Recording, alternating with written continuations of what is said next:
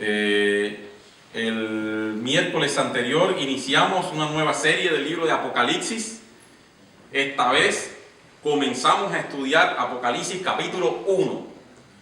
Normalmente cuando enfrentamos o cuando estudiamos este libro, muchos de nosotros pensamos en símbolos, en toda esa parte simbólica y profética del libro, pero el capítulo 1 tiene importantes lecciones también para nuestra vida espiritual. Así que abran conmigo el libro de Apocalipsis capítulo 1, versículo 3. La vez pasada estudiamos el versículo 1 y el versículo 2.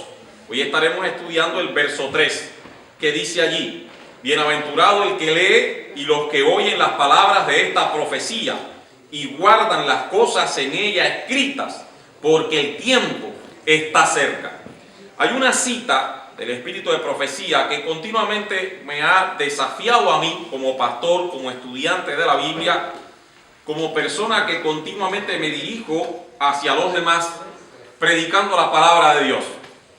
Ella dice lo siguiente: el poder de Dios vendrá al hombre en respuesta a la oración de fe. Hay tan solo poca fe en el mundo. ¡Qué decepción! Hay tan solo poca fe en el mundo. Son pocos los que viven cerca de Dios. ¿Y cómo podemos esperar que recibamos más poder y que Dios se revele a los hombres cuando su palabra es manejada con negligencia y cuando los corazones no son santificados por la verdad? ¿Cómo queremos que haya más poder en nuestro medio cuando a la palabra de Dios no le damos el sentido y el valor que ésta merece? Dice ella: hay hombres que no están convertidos ni a medias, que confían en sí mismos y se creen suficientes en su carácter y predican la verdad a otros, pero Dios no obra con ellos porque no son santos en corazón y vida. ¡Qué tremendo!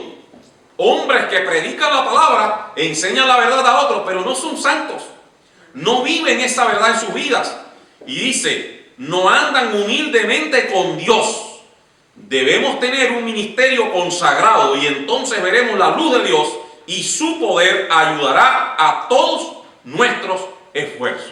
¡Qué tremenda cita que nos desafía a nosotros a vivir la calidad de la palabra de Dios! Bueno, el libro de Apocalipsis es la revelación de Jesucristo a su pueblo. Ya el miércoles pasado vimos esa cadena de revelación que Dios le da a Juan, que Juan le da al ángel, que Dios le da a Jesús, que Jesús le da a Juan, al ángel, que el ángel le da a Juan y que Juan le da a la iglesia. Dios quiere revelársenos de una manera muy especial. Parte de esa revelación está en el libro del Apocalipsis. Hemos estudiado muchísimas veces en diversos contextos el pasaje que se encuentra en Juan 14 del 1 al 3. ¿Verdad que sí?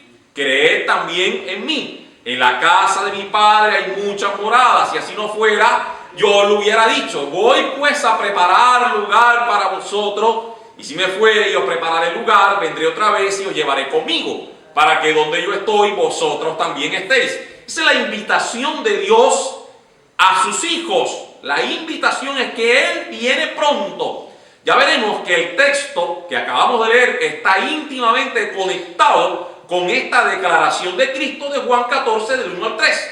Porque anteriormente Jesús ha mencionado que Él se fue a preparar moradas para nosotros.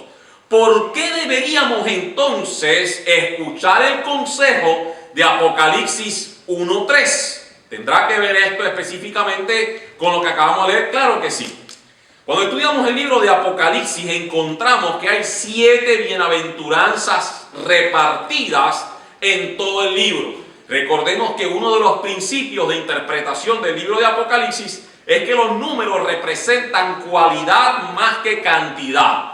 Vayamos a cada una de estas bienaventuranzas para que ustedes vean qué interesante. Versículo 3, la que acabamos de leer, no la vamos a volver a leer, ya ustedes lo vieron: bienaventurado el que lee, el que oye y el que guarda. Y hoy vamos a hablar de eso, de leer, de oír y de guardar. La otra se encuentra en Apocalipsis capítulo 14, versículo 13, y dice allí: bienaventurados de aquí en adelante los muertos que mueren en el Señor. Versículo 15 del capítulo 16: bienaventurado el que vela y guarda sus ropas. Versículo 9 del capítulo 19. Bienaventurados los que son llamados a la cena de la boda del Cordero. Capítulo 20, verso 6. Bienaventurado y santo el que tiene parte en la primera resurrección. Capítulo 22, versículo 7. Bienaventurado el que guarda las palabras de la profecía de este libro. Y después en el verso 14 dice: bienaventurados los que lavan su ropa. Nótese que cada una de estas promesas son promesas que Dios le da en el devenir de la historia del pueblo de Dios y en el contexto de ese conflicto del pueblo de Dios con los poderes del mal. Pero noten que la bienaventuranza más importante de todas es la que nosotros leemos ahora. Bienaventurado el que lee, bienaventurado el que oye, bienaventurado el que guarda. No hay esperanza para el pueblo de Dios sin una comprensión clara de su revelación. No hay ninguna salvaguarda para el pueblo de Dios que no sea tener contacto directo con la Biblia, con su palabra, con su carta de amor. En el versículo 1, el verso 1 tiene que ver con Dios. El versículo 2 tiene que ver con Juan. Y el versículo 3 tiene que ver con nosotros. ¿Cuál es nuestra responsabilidad ante la revelación de Dios? ¿Qué deberíamos hacer nosotros ante su revelación? Lo primero que dice el texto es: bienaventurado el que lee. ¿Por qué la Biblia enfatiza tanto al que lee? En los tiempos bíblicos no todo el mundo podía leer las Escrituras. Leer la Biblia o las Escrituras del Antiguo Testamento era un privilegio. Recordemos ustedes que Juan escribe en sus días, pero él como hebreo se refiere a las Escrituras hebreas. Al escribir el libro de Apocalipsis, aún incluso cuando él escribe en griego, él piensa en hebreo. Lo que significa que él debe anunciar a su pueblo la importancia de aprender a tener contacto con la Biblia.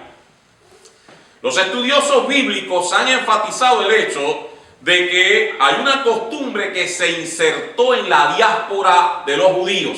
Cuando los judíos tuvieron que salir y vivir en el imperio babilónico, en el imperio medo-persa, los judíos perdieron esa conexión con las Escrituras.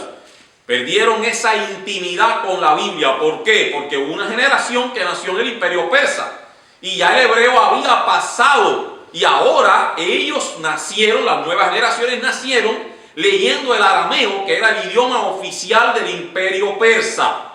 Es por eso que cuando los judíos salen de Persia y vienen a Jerusalén para comenzar a reconstruir la ciudad, la Biblia nos dice en el libro de Nehemías, capítulo 8, versículos 6 al 8, lo siguiente: entonces Esdras alabó al Eterno, Dios grande, y todo el pueblo alzó sus manos y respondió: amén, amén.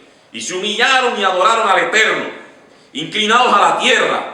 Los levitas Josué, Bani, Serabías, Jamín, Acú, Sabetai, Odías, Maasías, Selita, Azarías, Josabel, Anán, Palaía, explicaban la ley al pueblo que seguía de pie. Noten ahora, leían en el libro de la ley de Dios claramente, dando el sentido para que entendieran la lectura.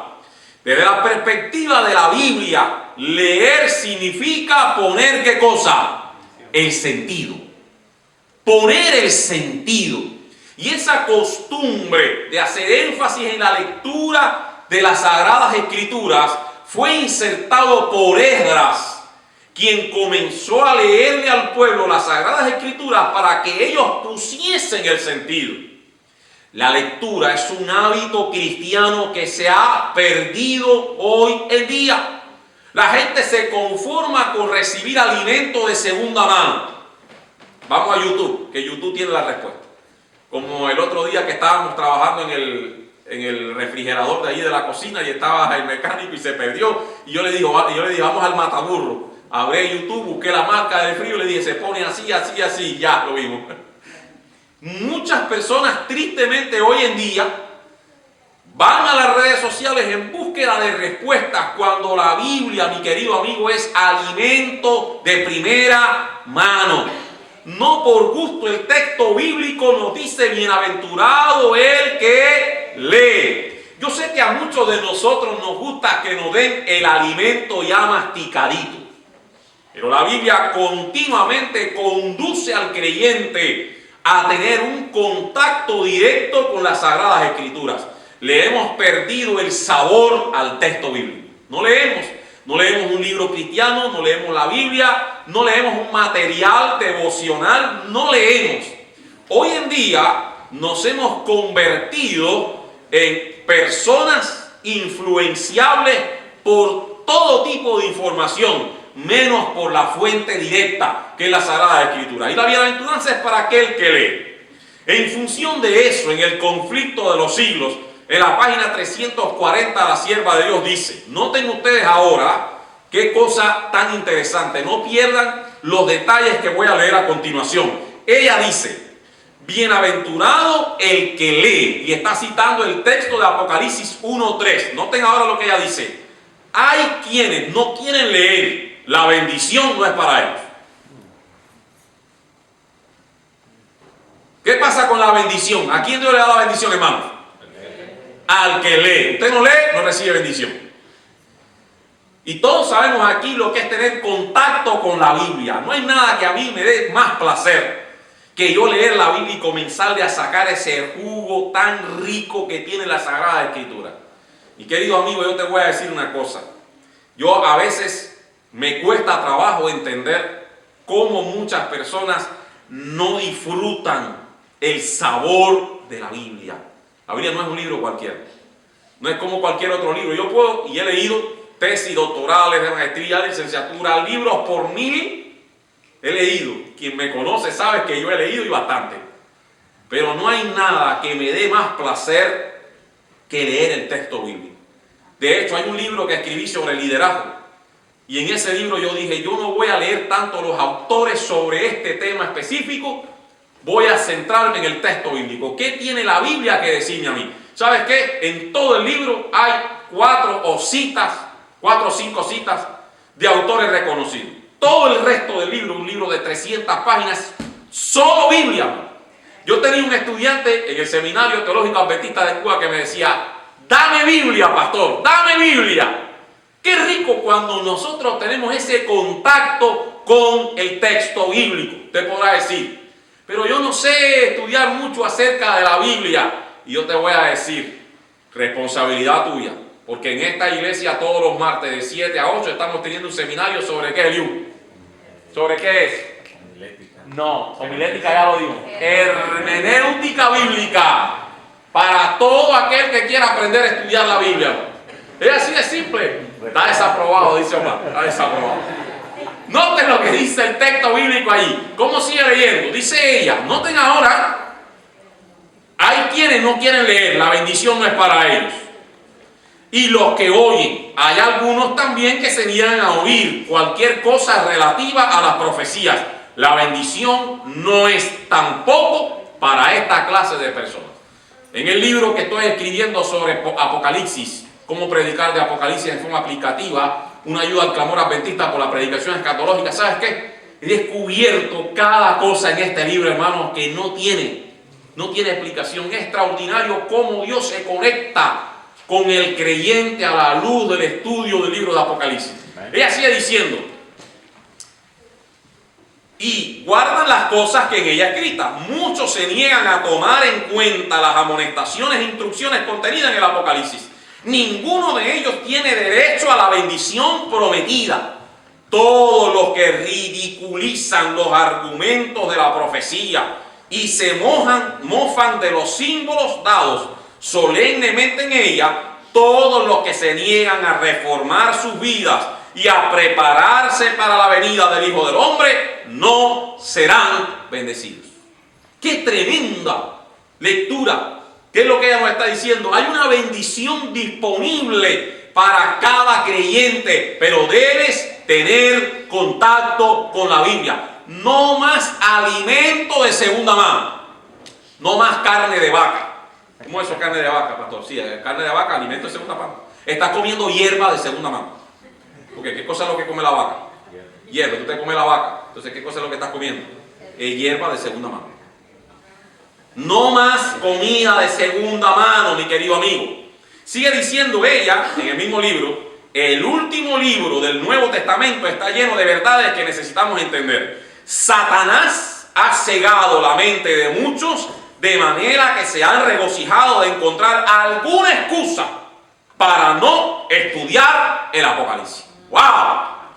¿Qué está diciendo ella aquí? ¿Cuántos aquí tienen alguna excusa para no estudiar más este libro? Nada, no levantan la mano, ¿verdad? Dice ella que si tú tienes alguna excusa para no estudiar el libro, Satanás ha cegado tu mente. Porque el libro es una revelación.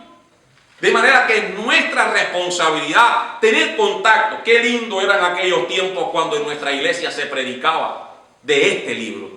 Cuando nos gustaba estudiar el libro de Apocalipsis. Qué cosa tan... Pero Cristo, por medio de su siervo Juan, ha declarado allí lo que acontecerá en los postreros días. Y dice, bienaventurado, y lee el texto bíblico. Bueno, ¿quiénes son entonces los que responden al mensaje? Son aquellos que oyen. Son los que oyen. En el mismo capítulo que leímos anteriormente, como resultado de la lectura de Nehemías, en el pueblo de Israel, noten ustedes lo que dice Nehemías capítulo 8, versículo 8. Dice allí, todo el pueblo, después que Esdras leyó la lectura, después que Esdras lee la lectura, dice, todo el pueblo se fue a comer y a beber, a enviar porciones y a celebrar con gran alegría, porque habían entendido las palabras que les habían enseñado. Todo el pueblo se fue a ¿qué, hermanos? A hacer fiesta. Porque ellos entendían que la Biblia era una fiesta. Escuchar la palabra de Dios era una fiesta. Entender el mensaje de Dios para ti es una fiesta. Oh, mi querido amigo, cómo hemos perdido hoy en día el sentido del significado de este texto sagrado. Qué triste que muchos de nosotros hoy en día, que tenemos en una biblioteca nuestra en casa probablemente 8 o 10 Biblias, ¿sabes cuánta sangre corrió? Porque hoy pudieras tener eso. ¿Sabes cuántos mártires murieron asesinados por ese texto bíblico? En estos días tuvimos aquí a un valdense, a un descendiente de los valdenses, de allá de la tierra del Piamonte en Italia. Y él nos decía, nosotros conversando yo con ellos, yo tuve descendientes míos, o sea, yo soy descendiente de esos ancestros míos que murieron allí a manos del catolicismo romano. Y estas personas, sabemos que los valdenses escondían las escrituras dentro de su doble forro. Yo compartí esa información con él, me la corroboró. Cómo escondían las escrituras en su doble forro para compartirla con las personas a riesgo de su vida. Y hoy nosotros tenemos 8 o 10 Biblias en la casa. Y somos como aquella ancianita que llegó el misionero y le dijo, tocó a la puerta, y cuando la ancianita abrió la puerta, ¿y usted quién es? Oh, mira, yo soy aquí, soy un misionero y vengo a leer la Biblia. La Biblia, si yo me la sé, yo tengo Biblia, voy a buscarla. Y cuando fue al cajón y abrió la Biblia, dice, ay, hacía más de un año que había perdido mis anteojos, mira lo que está dentro de la Biblia. No leemos el texto bíblico, no tenemos conexión con Dios.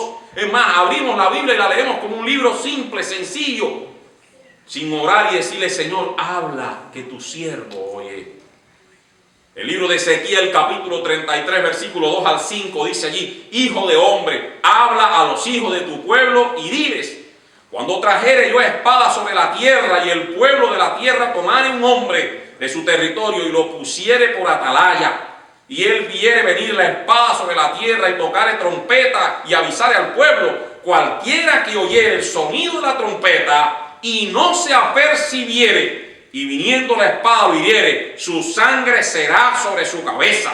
El sonido de la trompeta oyó y no se apercibió. Su sangre será sobre él, mas el que se apercibiere librará su vida. ¡Qué tremendo! En estos días con la guerra de Israel hay imágenes que muestran allí en el cielo tipo un ángel volando y saliendo del agua. Yo no sé si eso es un montaje o lo que es. Yo lo que sé que cualquier revolución, cualquier cosa que aparece, algo sobrenatural, la gente se asusta.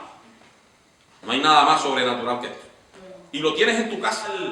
Algo que es capaz de alimentar tu vida, que es capaz de darte esperanza cuando estás caído, que es capaz de hacerte soñar cuando le has perdido el sentido a la vida, que es capaz de levantarte del sueño, que es capaz.